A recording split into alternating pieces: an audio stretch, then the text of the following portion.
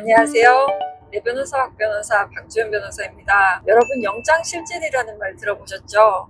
구속영장 실질심사를 줄여서 영장실질이라고 하는데요. 이 영장실질은 피의자를 구속해야 될지 말아야 될지 결정을 위해서 신문하는 절차입니다. 그래서 이 신문하는 절차에서는 왜 구속되어서는 안 되는지, 왜 구속할 필요성이 없는지를 충분히 소명해야 되는데요. 이때 필요한 게 증거인멸 우려, 도망 우려, 주거 부정 이런 요건들에 해당되지 않는 것을 충분히 주장해야 됩니다. 이렇게 영장실질심사에서 변호인이 선임되어 있지 않으면 법원에서 국선 변호인을 선정을 해주는데요.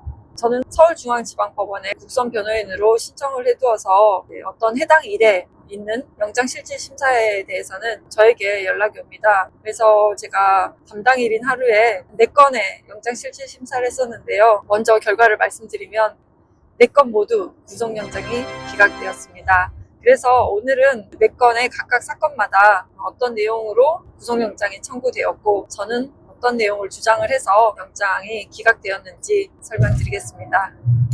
먼저 첫 번째 사건입니다. 피의자가 클럽에서 모르는 여성의 가슴을 만졌다는 내용으로 체포가 된 건데요. 이 사건은 굉장히 불리한 부분이 있었습니다. 4번의 동종 전과가 있었고 또 집행유예 기간 중이었습니다. 또 2종 전과까지 하면 10개가 넘는 전과가 있어서 개전에 정이 전혀 없는 것으로 보이고 또 재범의 우려가 있는 것으로 보아서 불리한 부분이 있었는데요. 피의자가 혐의 모두 인정하고 반성하고 있고 피해자에 대한 위해 가능성이 전혀 없고 또 주거가 일정하다라는 점을 충분히 주장해서 영장 기각되었습니다.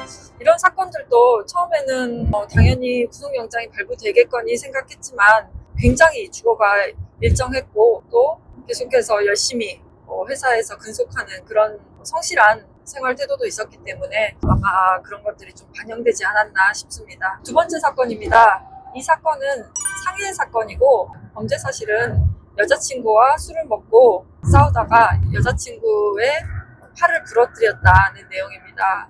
실은 이렇게 범죄 사실 내용만 들으면 굉장히 나쁜 남자친구인 것 같은데요.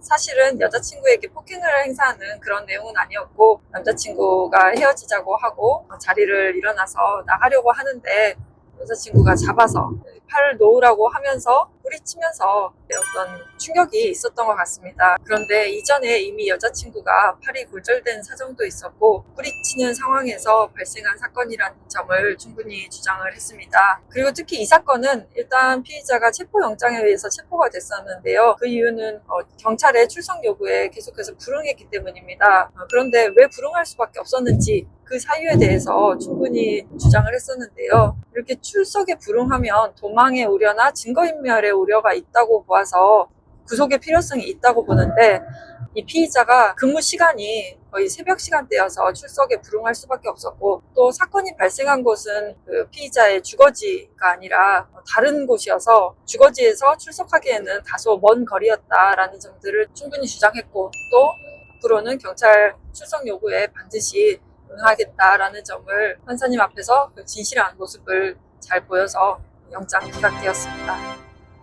세 번째 사건입니다. 이 사건은 음식점에서 술을 먹고 난동을 피우고 또 결국 술값을 계산하지 않고 갔다라는 이유로 업무 방해 그리고 무전취식으로 인한 사기로 체포된 사건입니다. 이 사건은 동종 전과는 없었는데 폭력성이 보이는 그런 전과들이 있어서 죄질이 좋지 않게 받고 또 고시원에 살고 있었기 때문에 주거가 일정하지 않아서 도망할 우려가 있다라고 본 것이 영장 청구의 이유였습니다. 그런데 저희가 이제 주장했던 것은 혐의 상당성 부분에 대해서는 일부러 계산을 하지 않은 게 아니라 체포되어서 계산을 하지 못했던 부분이 있었고 고시원에 살고 있었지만 기초생활 수급자로 선정되기 위해서 그럴 수밖에 없었던 사정에 대해서 충분히 얘기를 하고 고시원에서 생활을 했었다고 하더라도 그 주거는 일정했다라는 점을 충분히 얘기하였습니다. 그리고 실제로 그 음식점도 고시원 바로 근처에 있는 음식점으로 단골이었던 음식점이어서 만약에 석방되자마자 바로 변제할 것이라는 점도 밝혀서 결국 영장 기각되었습니다.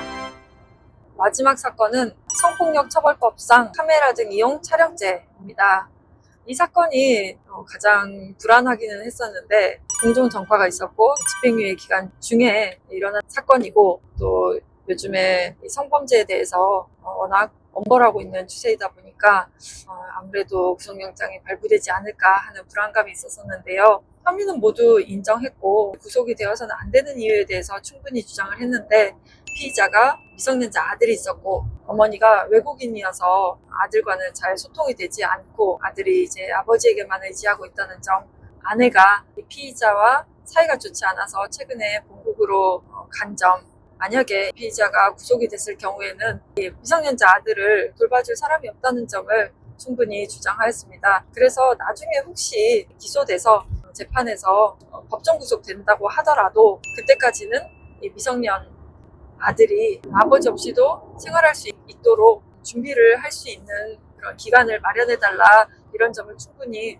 호소하였습니다. 그래서 다행히 이 사건도 구속영장 기각되었습니다. 이렇게 제가 4건을 해서 4건 모두 구속영장이 기각되는 너무 기분 좋은 결과를 받았는데요. 사선 변호인을 선임하지 못한 분들께 국선 변호인으로서 도움을 드릴 수 있어서 너무 기분 좋았고, 또 변호사로서의 그런 사명감을 느낄 수 있는 하루였습니다.